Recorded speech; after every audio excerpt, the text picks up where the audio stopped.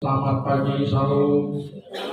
Hari ini gereja-gereja yang ada di Indonesia sedang kusuk merayakan dan memperingati hari kematian Yesus di kayu salib yang kita kenal dengan Jumat Agung atau Good Friday. Tadi saya sudah singgung bahwa Jumat Agung adalah perayaan untuk memperingati penderitaan, kesengsaraan, dan wafatnya Yesus Kristus di kayu salib. Yesus mati disalibkan di satu bukit yang bernama Bukit Golgota, yang menanggung dosa seluruh dunia, dosa-dosa seluruh umat manusia yang ada di dalam dunia ini. Saat-saat Yesus hendak menghembuskan nafasnya, dalam catatan Lukas tadi mengatakan langit seketika itu menjadi gelap. Dalam gelapnya langit dan suasana mencekam di Golgota, Yesus berseru, "Ya Bapa, ke dalam tangan-Mu lah kuserahkan nyawamu." Perhatikan ya, kalau ini saya bahas tentang kenapa terjadi kegelapan selama 3 jam. Saya tidak akan bahas di sini terlalu panjang. Lain kali saya akan bahas. Tapi hari ini saya tidak akan bahas itu.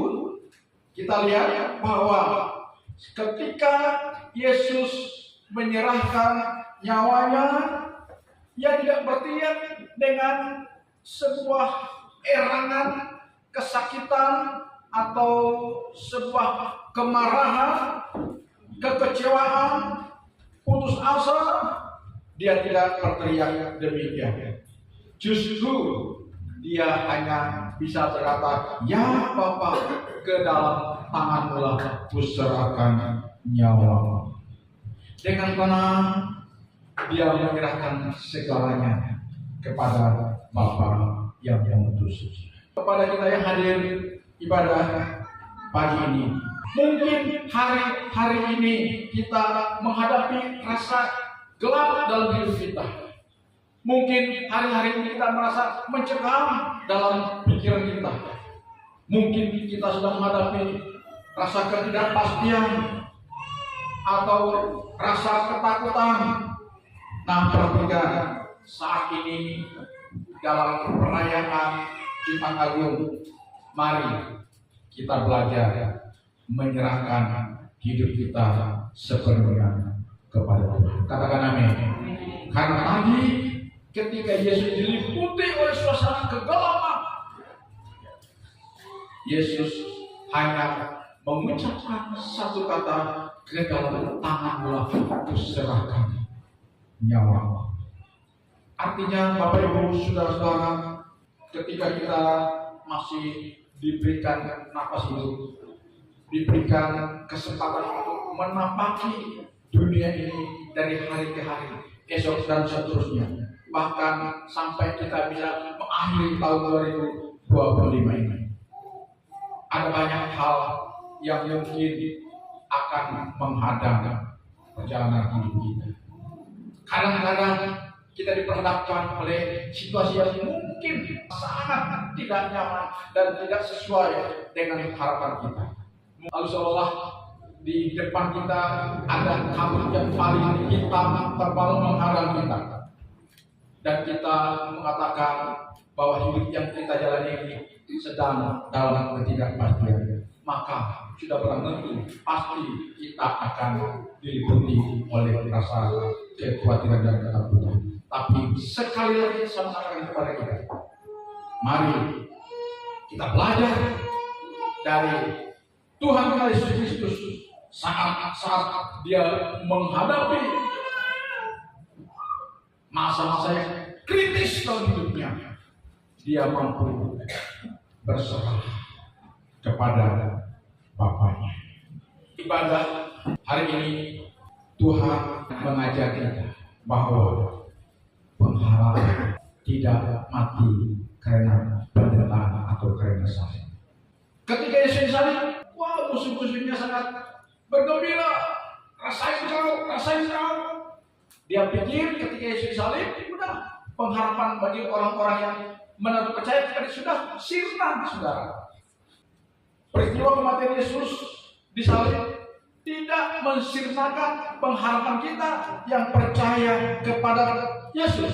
Justru di kayu salib pengharapan sejati itu lahir.